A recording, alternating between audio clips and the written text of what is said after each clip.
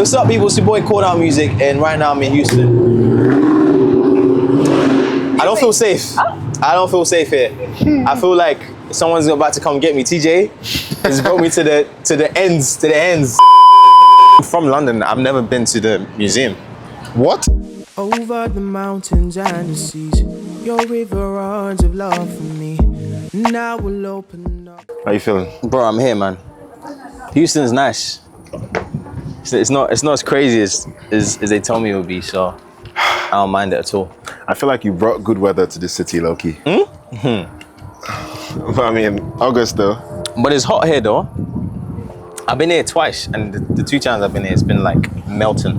How do you feel about this one? This one is fine. This is like, the sun's not even out, bro. Yeah, it's cloudy today. But it's warm, so I'm feeling Oh, you still feel hot a little bit? a little bit. That's Mario. The UK is cold. So this is like, yeah, this is nuts, bro. I can't lie, bro. With UK, my issue is that rain, bro. Well, it depends though. Where I am in Birmingham, it's you get like cold and rain, maybe properly in the winter, but most of the time it's just generally cooler. But it's kind of overcast. You know that overcast weather there. It's just like, it's not sunny. It's not. Yeah. But Funny enough, this is my favorite weather. no sun. Just a little cooler, and Really? that's it for me, man. I like that gloomy vibe. So you want to be able to wear a jacket, but not freeze. Yes. Keeps teas, but you know. Yeah, I'm here. I'm with you. So how you doing, bro? Genuinely. I'm all right, man. Bro, I think 2024 it's been good on a ministry like perspective. Yeah. Personally though, I've had quite a lot of challenges just for myself, my faith. Obviously I got married this year, which is like the best thing that's ever happened to me in my whole life. Yeah. I married an amazing woman, so I think even just her being around in my life has just helped to like offset all the L's and all the negatives. But it's been very difficult, man. It's been a very difficult personal year for me. And in actuality, I'm here now in November, about to end the year, and I asked myself, how did I find this year? And honestly, I'll probably give it like a 6, 7. And a big part of that is because, you know, I'm doing life with someone now. Oh, wow. I genuinely think if I was single, this year would have been like a strong 3. Yeah. A strong 3 out of 10, bro. It's been challenging. And I've been away from home a lot. So I'm still trying to process, to be honest, that's a good question, how I am. I'm still trying to process it. Because, bro, I think sometimes life is tiring. I feel you, man. I won't lie. I can't lie, bro. I can't say, bro, this year, I would give my year a nice 4. For real. It's been tough. And I would even say maybe a 5. And even the 5 that I'm talking about is most likely because of, you know, just my relationship. I feel like if not for her and God, I think this year was bad, bro. So the crazy thing is, I was saying this in the last interview that I had, that I wrote on my case at a time that was hard for me. But now I look at 2024 and And I'm you're like, yo, that was good. I'm like, yo, that's good. That's good. So I made up my mind that anytime I ask this question, how are you doing? I want to mean it. I want to genuinely know how someone's doing. But thing is, it's become, what do you call it? It's a thing you say now. Like, bro, what are you saying? How far? How are you? Bro, how are you doing? And it's just like, do we mean it when we ask that question? Because like, to be honest with you, bro, most people ask it, but they don't want to know. Like, it's just more of a formality, especially in the spaces that we exist in. Yeah. It's like, are we fams in each other with how I use now? Because as you know, authentic relationships in this space, they're very hard to come by. Like, you rarely get people that you can sit with for hours and not feel like you have to be anything or you have to prove anything. You know what I mean? There's always, like, we were talking about this yesterday, there's always like transactional. Facts. So my how are yous is just a precursor. Let's just get that out of Yeah. So I can actually ask you one I want to ask you kind of vibe. So yeah, you asking how I am, I think there's a part of me that's like, bro, I'm actually not that great right now. Like as in this moment. And my wife knows it. We've been talking about it. And things are seasonal. So I do believe that this space that I'm in, the season I'm in, coming to Houston has almost helped me to Calm down. calm down and ease up, man. Yeah, bro. So I think just to piggyback on what you said earlier, I think genuinely, yeah, this conversation of how are you, especially in the space that we're in, I don't even know if this happens to you in text where someone reaches out to you and they're like, how are you? And you're just waiting for what they want to And say. in my head, I'm like, guy, I know they're reaching out to you for something. So I prefer you tell me, hey, man, I'm trying to do this, blah, facts, blah. facts. Happens all the time. Someone told me, hey, we should catch lunch sometime. Yeah, nah. Meanwhile, this guy, How about? this guy has a proper plan, Yeah, It's scary. wild. So how would you describe this season now that you've come out of, I guess we're in November, so we can say we're practically What, done? almost done. Yeah. Now, gratitude for starters. So this year has been like, obviously at the start of the year I was touring a lot, traveled quite a bit, and then got married, took a little bit of a break, and then I had a crazy run from like July up until now. It's been like a super crazy run of like just traveling and releasing stuff. So now I just come to the end of the year and I would say I can only describe it with gratitude. I feel grateful to God. There's some disappointment. There's a lot of things I wanted to do this year that I didn't get to do. A lot of stuff. But we always pray that anything that God wants from us, if it's not in His will, He should take it away. And when it actually happens, That's a crazy prayer, bro. bro, when it actually happens, you're like, man, I wish that one was in your wheelchair, but at least, do you know about bro? Yeah. At least it is what it is, man. So I'm just grateful that He's kept me. But ultimately, there is a hint of disappointment with how my year has gone, you feel me? So, Oh, man. Sorry about that. but it's cool, man. Recently I found myself laying down on the floor and looking to the heavens, literally almost feeling like I'm David. I look up fix my eyes to the hills. Yeah. Because you know how you've done everything you humanly can. Yeah. And it's like there's no other place to look at than God. And I think it reminded me of a prayer that I prayed, and I didn't know how important and powerful the prayer was. I was like, God, teach me to love you and rely on you. And when you pray prayers like that, my guy, It's sweet when you're saying this. It's romantic as you're bro, saying He it. will teach you. Oh man, Bro, yeah, I hate it. Sometimes you have subtle idols that you don't even know are there.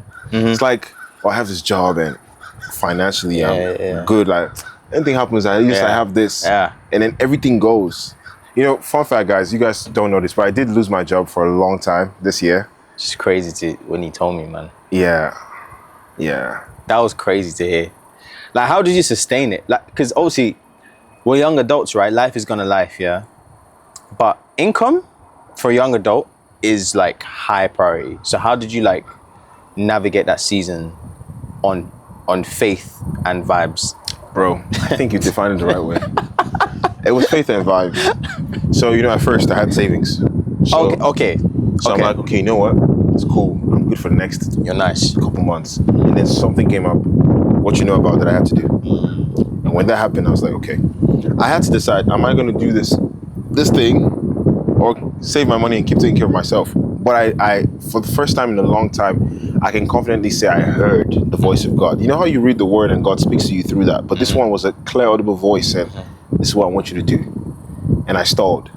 And things kept going down because I'm looking at, okay, I have to save this money and do that. But you see, once I finally took the step, then it was real faith and vibes. So whenever you and I linked in, Houston and Dallas. Yeah. All of those times. It's vibes.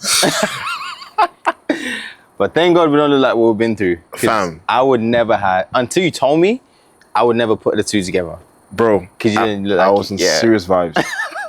I remember looking one day, I'm like, okay, Lord, November 1st October, whatever month was coming, how am I going to pay my rent? Real. Like, what are we doing? What's the plan? That's crazy. It's crunch time. Yeah. It's like 2 days to rent is due and you're looking, bro, out of nowhere. Oh, TJ, I have this thing, bro, we'd love for you to do this for us. No way. What we're going to pay you is this, Me and I'll still form and be like, nah. Meanwhile, I'm red. You get me? Like, bro, I remember, sorry, Abby's texting me. She's It's cool, distracted. after this, I'll probably just call and then call her. But I remember, bro, I won't forget. I said, Lord, where else do I have to go if you don't save me? It's like, I'm not doing anything wrong. I literally am just trying to exist. I think for the first time in my life, in a long time, I understood what it meant when people say cost of living. Bro, being alive is expensive. Like, I know I had crazy thoughts. I won't lie to you. I was like, wait. Yeah. Well, what's the essence? But bro, I think the best way was how you described it, man. Faith and vibes. One thing I will say is that the Lord has strengthened my faith. Absolutely. What I went through this crazy past couple of months, I've now learned that God performs miracles, and it doesn't always look like how we think. Absolutely. Would you feel like you've had any? So if someone asked you, I think this conversation is going to transition now. Some would argue that you've had a very interesting God-pushed career, and I'll explain what I mean by that. Oh, she's here. There we go. I'll explain what I mean by that, bro. So you know how, huge respect to Limo. That's my guy, and I always say like Limo worked hard, very hard, bro. And I've known Limo since like probably like 2010, 2011 from like 9th. When he becomes Cardinal YWAP. That's so like crazy. I know Limo when he was skinny. I remember on Facebook, Limo posts on his thing, guys, I'm finally moving to Lagos. Wish me the best. Wow, them days. And at that time he was doing Mixed Wonders Magic. Yeah. So it's a long time. And I remember, bro, man. I remember this guy working hard. So when I saw success, I was like, it's earned. Now, you work hard too. Yeah. Of course. But I've just seen that in your case, and this is not like, it's like this guy does his own thing, and then it's as if one angel just comes and pumps air into it, right? So I feel you. Now, being an artist, I obviously know that there's the side that people don't know about, and that's why I'm asking this question. Yeah, bro. What would you say is like the hardest or biggest challenge you've had to overcome as an artist, and what are these factors that have pushed you to the season you're in now? Yeah. I think on many counts, artistry is, especially when you're talking about Christian artistry, because there's a difference. Yeah. Because if I was doing secular music and I had separate type of content, I can't attribute it to success in terms of my faith in God. I think being a Christian artist, there's a lot of this that has to do with, man, God, I'm doing this for you. And if you've called, I keep saying this, if he calls you, he will keep you. If God calls you, he will keep you. And I always try to say this in the sense that I pray a lot of artists or people who want to do Christian artistry, don't do it unless you know you're called for it. Because there's an element of this that is out of your control. Like just on a base level, hard work or no hard work. If you're meant to be doing something, there will be a certain grace to how you do it and how you navigate through things. So I always tell people, make sure you're called, though, because this thing can get quite techy. So in my case, bro, I do think I've worked very hard. Of course. But on one hand, I don't think I've worked as hard as some people I see working. And I'm saying this with all humility, like it's not even a thing. I make sure I do what I need to do, and I give God something in obedience, and then he magnifies it. Like I always say, he is the super to my natural. I can try. It's hard. Bro, if God is not inside, there's always a limit. Bro, I'm from the UK, and I think the context of it, people may not grasp because it looks good. How many people do you know, in your life, bro, who from the UK have been able to travel out and tour regularly? No, they're not. Christian music. Especially in Christian space. I love to all my UK guys because, bro, it's like I don't even know what it is. It's just one thing that now is happening a lot more. So now, obviously, Limo,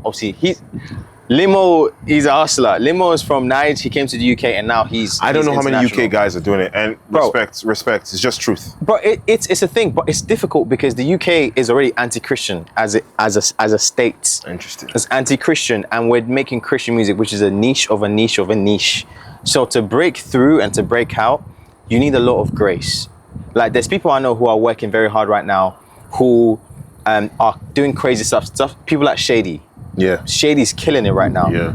Like, he's one artist that he is really for his community. And some people are called to different things, by the way. So there are people in the UK right now killing it, but they know they're called to the space that they're in. It doesn't mean they can't travel if they wanted to. They can, easily. But some people just have a heart for the soil that they're in, and that's okay. But I think for myself, coming to the US regularly, I'm like, yo, I look around and I'm just like, who can I talk to about this? Who's doing it at the same pace? And some parts of that is like, oh, I want to open the doors for more people to do it. Some people used to do it back in the day, granted. But now in this digital age, where what you're doing has to be seen and highlighted, say for example with IG and stuff like that, because it's very difficult to be in a space like the UK and be exported around the world. So a lot of it I attribute it to God's grace. A lot of it I attribute it to a lot of hard work and being intentional with my push. So there's places that I will go to on purpose. They might not have the bigger crowds, but I know there's a market there for me, and then that magnifies. So there's been a lot of strategy we've put in place, but bro. So, you know, I talked about this yesterday. Yeah. The whole UK thing that I kind of hinted at. So, given our conversation, you think it's a smart move to strategically? Bro, of course. Because the thing is, the UK, like, we show people love. If you're loved in the UK, you're going to be loved. It's a small place. Yeah. But everybody is, how do I put it? If your music is speaking, there will be a market for you in the UK, and we're a lot more accepting of different genres. Yeah. So we don't have like a one CCM or one rap or this. If you're good, you're good. Which is another thing. I feel that. Interesting. Man, I think it's crazy because when I left Nigeria, I wasn't happy with my parents at first because I didn't want to come here. I wanted to go to the UK. And it was because I had a plan though. I had a strategy, man. I had a whole, it's like, okay, if I do this, I do that, touch this, touch that, it would be nice. You know? Works. And then I end up here, and the more I live here and I see things, it makes sense why I'm here. Yeah. It makes more sense. I think with the US, to scale is way harder. Right, but when you do scale, it's everlasting to everlasting. I'm telling you. I hear you, bro. Fam. Afrogospel. I'm wondering how open-ended I want to leave this question. I wouldn't say CalledOut Music is an Afrogospel artist. True or false? True. Are you happy when people call you Afrogospel? I'm happy to be anything to anybody for the sake of the good news. Like, I'm Look at how nice the answer was. That's why, yeah, this guy's all prepped, man. No, the thing is, like, when people say, oh, Afrogospel artist, I'm like, all right, cool, if that's what you know me. There's a bunch of people who don't even know that I do it. Because I love to make music. And there's people who know me for my prayers, worst days, which are more like folky, acoustic-y type tracks. And I'm cool with that. There's some people who know me as a worship leader. They don't even know my music. I'm also cool with that. Like, whatever lane you want to put me in, it's all good.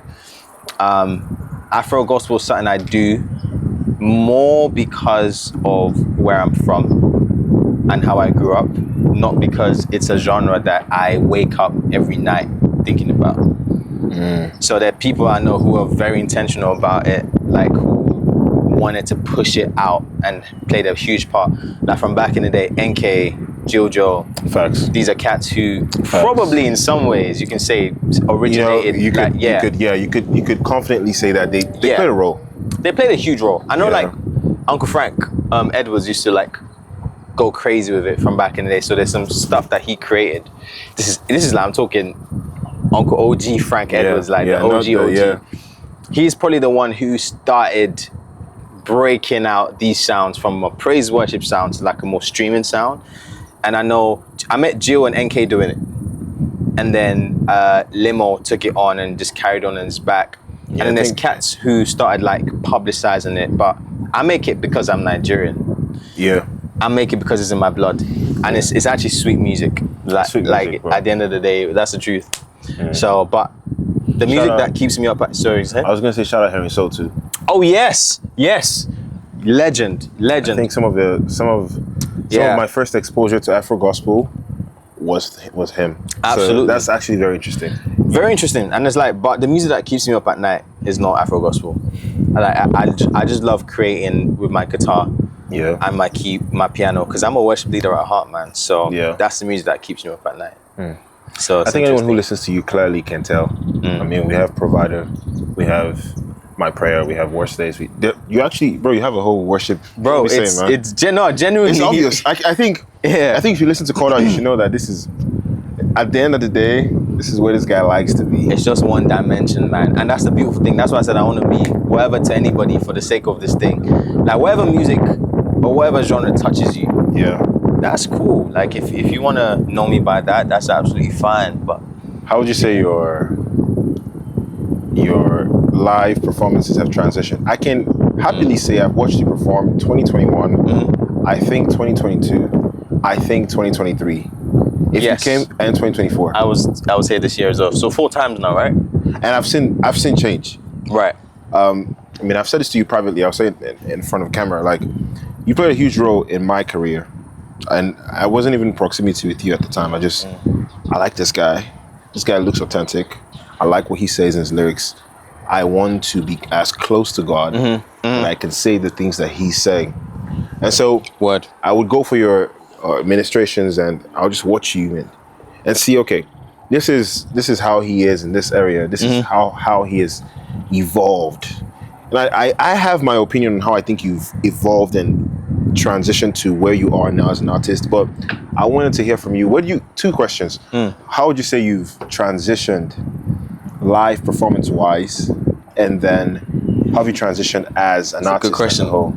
Artists, I think that they're one and the same actually in some way.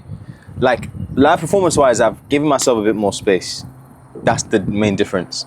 There's more space for something to happen in the room. I'm not like, oh, I need to do one song after another song after another song after another song. Like it's no longer that. Now it's more, okay, what does the room need? So when I first started ministering, I would be panicking because I'm like, oh, these guys want me to do this, but I don't know if I'm in the mood to do it. And naturally, as a human being, I'm more chilled.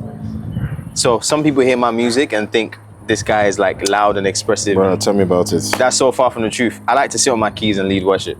That's the vibes. But I've realized that when you serve the room and God is glorified, whether it's your music or it's not, like he does a thing. So that's probably the biggest change for me. I'm now serving the room a lot more than I used to when I started. But when I started, in order to get yourself out there, I would be the only artist on a roster of worship leaders. So what would happen is you'd have worship leaders passing the mic to each other, singing worship songs. And then you get and there I'll get on like, stage and I'm like, hey guys, I'm CalledOut music. You may have your seats. And I'll sing my songs for 20 minutes. But then after me, another worship leader will come and do the same thing. So practically speaking, I would be the one who would stick out from a night. And that's how, by singing my songs to people, I always tell artists, man, if you're trying to do Christian artistry, sing your songs. Yes, people will be boring. Get uncomfortable. People will be looking at you like, guy, what are you doing? Like, get me hype, get me lit. And I'm just like, nah, this is what God has trusted me with, because it's all worship, bro. Yeah. Like, I think we need to get out of this box. Oh, they call us artistes. They call the rest of them minstrels. And it's like, we're that minstrel. I don't know where that one came from, but bro, like we're like, really, the only definition in the Bible that I see is spirit and truth. If it's done in spirit and in truth, I don't care what you're doing. You're a worshiper. You're a minstrel. Like you're a vessel. So I think my live performances have now gone along those lines. I know the songs that I'm writing are by the Spirit in the truth of His word. So if I'm singing my prayer, that's a worship song initially, because it's about His grace and how in our weakness His strength is made perfect. If I'm singing Alpha and Omega, that's still worship. So I've had to tell myself to get comfortable, whether it's my song or your song or anyone else's songs that I'm leading. If it's to God, it's worship. And I've seen the room change. There's moments where I've been called to do a 1 hour set and I've led worship for 55 minutes. And I've done Say That I Love You at the end. It's been amazing. I've seen you do that. Bro. I have. And there's moments that I'll go to a place, they say, CalledOut, you have 30 minutes, do your stuff, nothing else. And it's still amazing. Yeah. Because I'm like, yo, if it's to God, it's gonna land, you know? So just being open to move and say, God, I'm here to serve, but my main job is to get out of the way so that you can be glorified. Something you said that stood out to me was, getting comfortable doing your songs. I see a lot of artists in this day and age. They put out music, push their music when they get invited to minister. Straight up worship. They do covers. And I'm like, my guy, what are you doing? You know, I've been a big advocate of making my music attractive enough for you to enjoy, even if you don't know. One thing I got comfortable doing, which was very, very weird at first, is I come on stage, hey guys, let me teach you my chorus. Absolutely. And you know, bruh. You were shy before. I was like, what is this? You know, everybody wants that feeling of, I'm called out, say that, and everybody's singing it, you know what I mean? Or I'm some big artist and they already know my song. But I've started to learn that even while you're ministering, it's an opportunity to introduce someone to your music. True. And if you deliver the music well, people will gravitate towards it. Bro, saying that, there's a song that I have called Worst Days. And that song, at the start of this year, it was probably on 300,000 like streams. It's been out for about a year. Yeah. Now it's on 900 something. And the only reason is because I do it everywhere I go. So everywhere I go, I will say, look, I'm going to teach you this song. And I think it's being comfortable in knowing. I think some artists don't do their songs, maybe because they're not comfortable in how good it is. It might be that.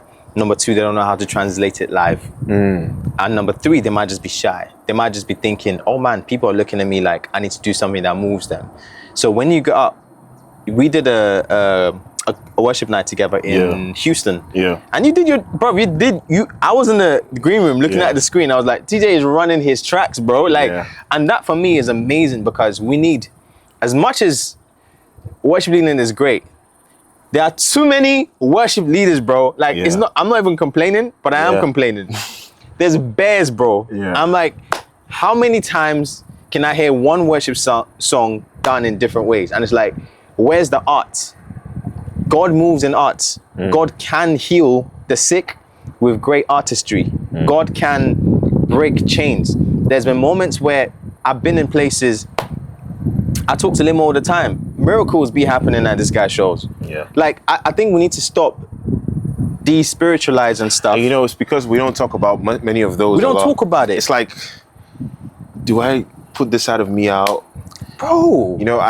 I remember one time I went to go minister somewhere, and as you know, I play saxophone. And I've told you about how I had to stop for a while because I remember going somewhere to minister.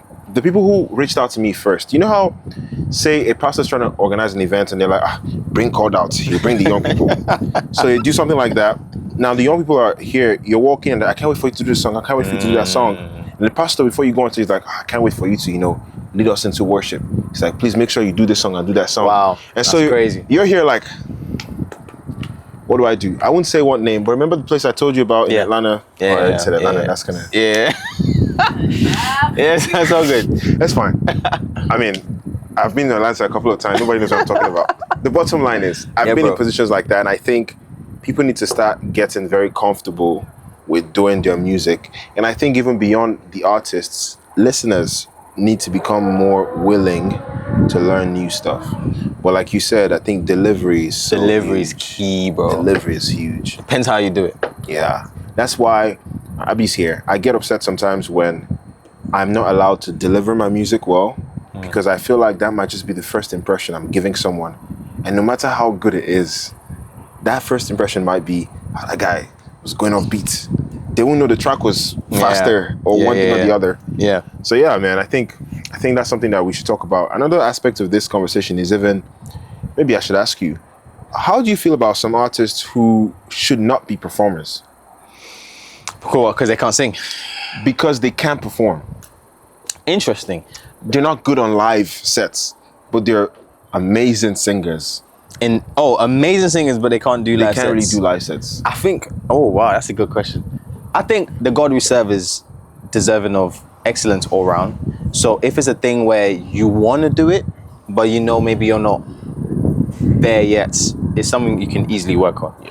But there are some people who are just like, bro, I just want to make my music and put it out to the world and, just bless people that way.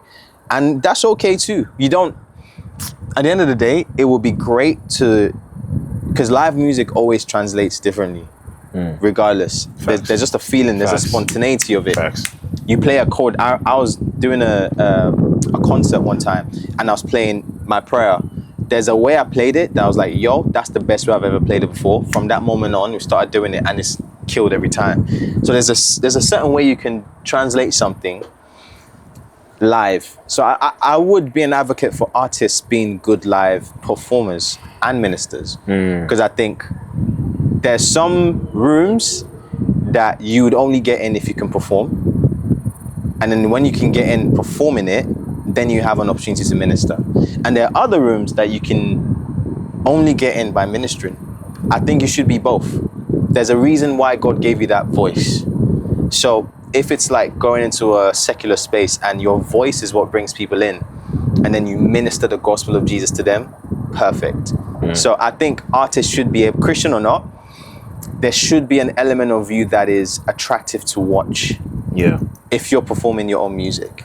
Yeah. And I know people might not, there'll be some people that'll be like, bro, it's only, if it's not spirit-led, don't do it. And I'm like, look, it's spirit-led if it's bringing people to the cross. If it's bringing people to the feet of Jesus Christ, that's spirit-led. And you can do that in many ways. You can do that by performing the song. And what is performing? Performing just means you put extra effort to the presentation. I even think pastors do that, bro. That's another conversation for another day. Because I think performing in excellence is a form of ministry. Yes. Because you're saying the God that I serve is so big and so deserving of this, and you're putting on something that's like attractive, and people are going, yo, I don't know who that guy was, but I want to see him again. And it's the gospel, man. You know. So let me ask you a nuanced question, because I think your answer, I kind of think we've talked about this already. Would you minister in a place where you're not given a chance to be excellent?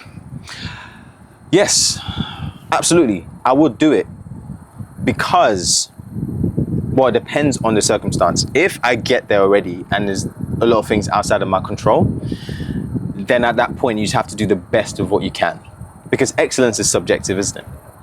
So my idea of excellence in that place that you're saying you're not given a chance to be excellent, that might be someone's Grammy stage.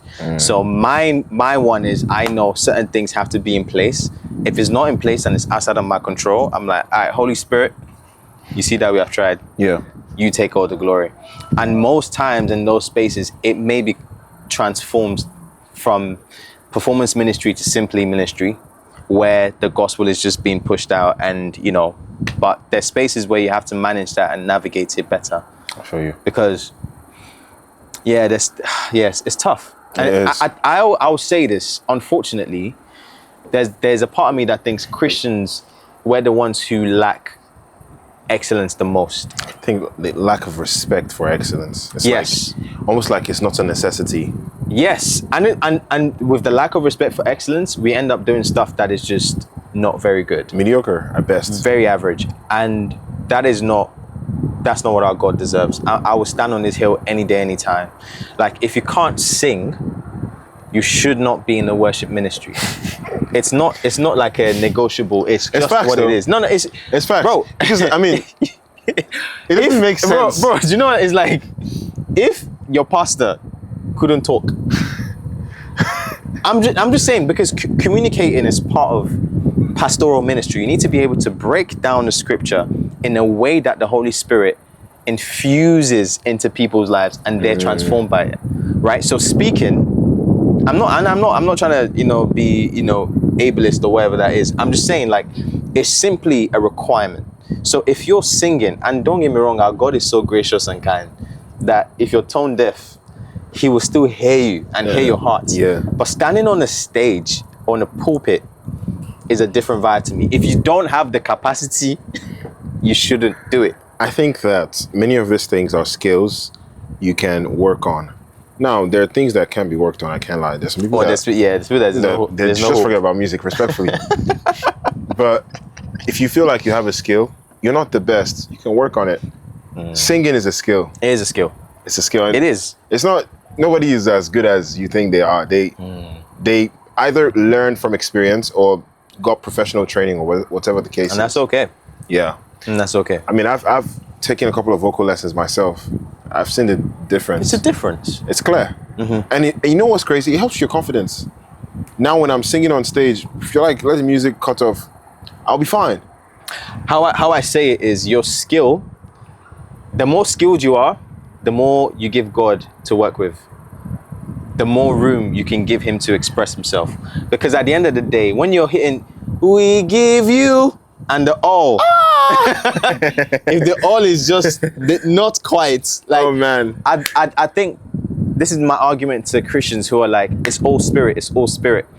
I'm like, I hear you. I hear that the spirit is a very vital requirement. Yes. But I want to be such a vessel that if God is like, hey, Samuel, I need you to go into that club space and sing a song for 3 minutes and tell people about me, I can do it. I need you to go into that church, I can do it. Samuel, I need you to sing a cappella, I can do it. Give God so much that he can use, that if he decides to use any part of you, you're a willing vessel. Because there's some things that if God decides to, hey, can you do this for me? You just don't have the tools for it, big man. Like, and that's a shame. It's sad. That's a shame. It's sad. It's sad. So, yeah. I think as an artist, you must be picking up skills Absolutely. every moment you get. Uh-huh. If you start your year and end your year and you didn't learn anything that helps you skill-wise, Yeah. man, you're playing. I mean, learn the piano, Something. learn how to mix, pick up a camera. Being a musician is expensive. So if you can cut your costs by just learning, my guy. Well, Yeah. I could sing of your love forever. Yeah. I could sing of your love forever. I could sing of your Can you rent out one of those, or is that someone's? You can. Can you follow us as we walk? Ties. What? What? Vogue? Ties. Is this where the post place is? Oh, Post is on the other side. But it's close by. It's close by. Ties. You want to check it out? No. Not today, obviously. Maybe when you come back. Do you know what's mad? What? I don't have FOMO Oh, you don't? at all. Like people have this thing where if you don't see something, I can go to a whole place. Like I went to Dubai, and the only reason I came out of my hotel is because of my wife. I can go to a place. The joy for me is being in the place, not in seeing stuff. That's mad, bro. I don't have FOMO. I've been in a place where Hillsong and Elevation have had a show. Yeah. And I've been in the hotel next to the venue, and I've just been like, oh, nice. Oh, that's Like, crazy, bro. Bro, what do you need to see it for? I can't lie. What you're saying is not a lie, though, but it's like, I don't know.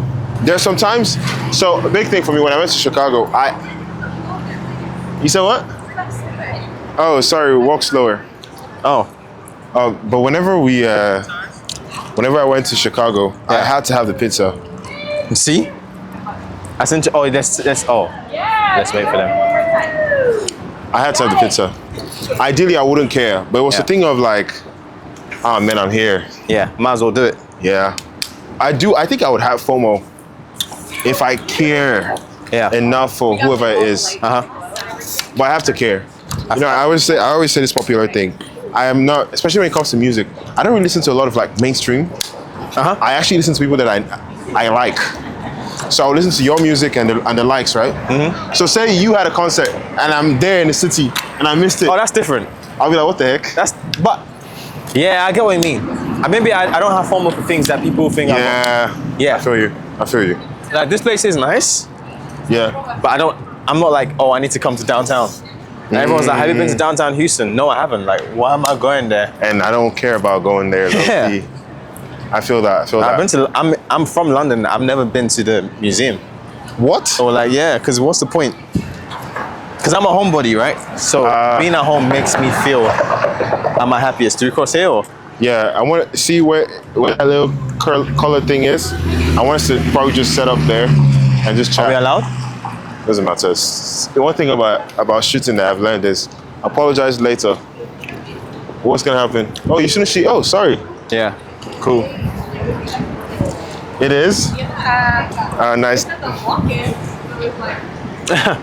That is very true. That's fine. I'll probably try to stabilize it. We're gonna set up right there, and it'll be on the tripod, so it'll be cool. But you know, one huge question I've always wanted to ask, right? And I need advice. Yeah. Especially as I grow as an artist, I'm starting to get bigger platform opportunities. Cheers. I bet calm down. I'm not like Hey, nothing crazy. he's basically said he's blowing up. Now he's starting to blow. And so the thing is, you know, this conversation, this infamous conversation of should artists get paid, musicians get paid, what is the nuance around it? Yeah. Is it ministry? If it's ministry, why are you getting paid? All of those talk is getting tiring, my guy. Very. And so I wonder what your stance is on it. Because, you know, I mean, obviously we can talk about the fact that there's a business side of this whole conversation. Okay, we can cross now. Yeah. Hey, Baba. Are you Listen, scared? I don't, bro. I'm in Houston, bro. I don't. It's not your city, eh? What's jaywalking? Bro, forget about that thing, bro. Bro, I be doing whatever I like. Right. For the most part, because, you know, It's crazy around here, man. it is. Wait, traveling south. So much better your way. We low-key could cross if you want to. Nah. Let's wait for the thing, bro. Okay. Bro, it says this guy is such a rebel, man. The guy just said wait, and there's a red on here, and he's just saying we should cross. Guy. I was asking about music and the business side of things. What do you think? How would an artist like me navigate What is it? What, being paid or not being paid? asking, say you want to book me, how do I navigate it? What's your take on it? My thing is, because the question you asked is should artists be paid, right? And it's a tricky question, but I would say they should be honored. And if that's financial, then it's financial. That's my take. Because I feel like a lot of Christian artists, especially people who are starting off, put up with a lot of disrespect, or are disrespected a lot in terms of there's a lack of honor. Because some people will tell you, bro, don't even pay me, just give me some respect, or just give me some honor. Whether that looks like calling the person after to be like, how did you find it? Just want to pray for you and thank you. Whether that looks like appreciating with gifts. Some people go and they honor the food, or hey, they make sure their lives are okay. Like there's some places you go to and they show you a lot of honor in terms of bringing you water, this, that. Whatever honor looks like is up to the people to decide that. But if as an artist you're saying what honor looks like to me There's money. is financial, then you're well within the right to do that, because Yeah, but- everyone has different ways of looking after themselves. But then I think about it from another way, man. So, say I run a label. Yeah. I have a manager I have to pay. Right. I have a team of videographers and photographers. In that situation, is it logical to ask for money? It's up to you. And that, again, that's why I said honor looks different to different people. So if in your situation, what honor looks like is providing your label with the best amount of financial, reward, so that you can then do other things, because it costs money to make music, right? Yeah. If for you, it's like, no, my reward to myself is having more income so that I can go again and do this. Or even on a simple fact of, I can provide for my family. Let's just start there. Because bro, we need to eat. Yeah. We don't pay rent with please. And, Pay rent and God bless and you. God bless you. So I think it's up to the person. There's places that you've gone to, places that I've gone to, that in that moment, honor for me is not necessarily financial. I just want to be acknowledged as a human being. Yeah. Like the bare minimum. And it's actually sad asking for the bare minimum when you're meant to be creating a space for people to encounter Jesus. I think that should be I think yeah. I feel like I don't feel like urban artists, personal take, are respected. I think people are learning to respect. Yeah, I see But why. I've been in a space where myself and the likes of the high and mighty, Right. and you just see how you're treated. Yeah, it's different. But you booked me. Yeah, You know bro. what I mean? Like, Yeah. so I guess that's why I asked this question, because I've kind of seen how people put a monetary value to people put honor when there's a monetary value attached to someone. Absolutely. So an example is, if I went to this person and I said, hey, pay me $5 million, all of a sudden, he's worth $5 million. Let me treat him well. But if I tell him, oh, just pay for my hotel and make sure that I get to the administration easy. They might mock it. So it's a crazy thing to navigate. Anyway, you notice the trains, right? But I just realized that you guys have, it's more trams, no? yeah, it's really just for downtown, man. Oh, it only goes around this area? Yeah.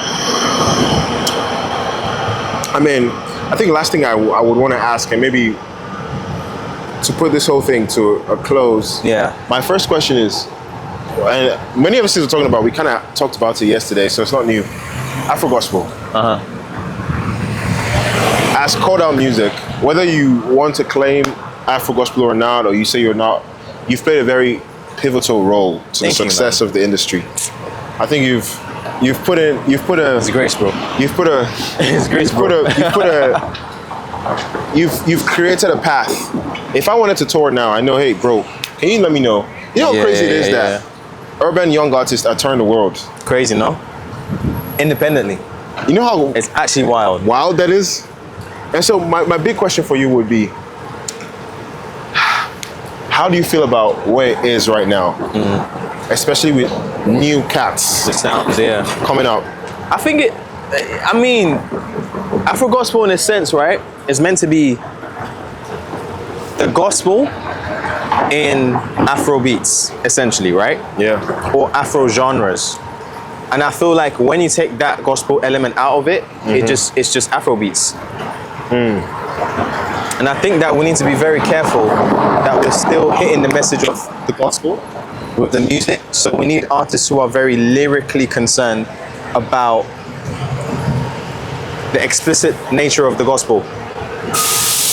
Don't get carried away by the vibes, man. Because the vibes, if you're not careful, they will sweep you away. And oftentimes I've seen too many artists who are doing Afro gospel who are just like, okay, from start to finish, it's a great sound, it's a great vibe, but you haven't said anything that depicts what you're trying to say or where your heart is. So good. We're not ashamed of the gospel, for it's the very power. Like it's the very power of God that brings salvation to all men. So I think in the case of why Afro gospel works is because you take the culture and the vibes, and oftentimes you mix it with the power of Christ, and that's what breaks through. That's why we're here, bro. Like, because we're bringing the gospel to people who may never have heard it. So if you take that element out of it, my question is, what are you singing? And unfortunately, I was talking to a lot of my friends about this, and we've spoken about this. You hear more and more Afro gospel tracks, and you hear more vibes than Jesus, or more vibes. You don't even hear the name Jesus. You don't even hear like Bible, bro. I'm not saying put Jesus all over your track, but you don't even hear scripture. Let it be something. to the word of God. Let it be, bro, foundationally correct. And I think with the way that the world is right now, where there's a lot of eyes on Afro gospel, we need to be very careful to make sure we put a pin in history and say, no, we stood for something. Because if you're just making music that is just vibes, in 10, 15 years time, it's not gonna matter. No one's gonna care. Man. That's my main thing, bro. So we need to be more intentional. I think the timelessness factor is it's like a huge thing now where when I'm making music now, I'm thinking in the next 20 years, is it going to be relevant? Absolutely. Unfortunately, a lot of people are hopping on trends, you know? Or if Rema dropped this, let me go and make something like that. But then, and the bigger question then is: Are you really ministering, or are you just taking a new sound and organizing it and put God I thank you in it? Nah, man. I think we need to be, and creativity is now lacking from Afro gospel. Like, it's just anyhow beat, rinse and repeat, anyhow sound. I'm a piano. Just loop it. I mean, come on, guys. Like, are we songwriters first, or are we just following a vibe? And I think there's a method to the madness for this thing. And unfortunately, there are a few people who are really traveling and touring with this thing. But then there's a reason why. I think if you're not giving people content that they can take away the beat and they're edified with the lyrical content, we're missing something there, man. Afro gospel is evangelistic in its nature, but there's a point to that nature, which is you need to actually have something to say.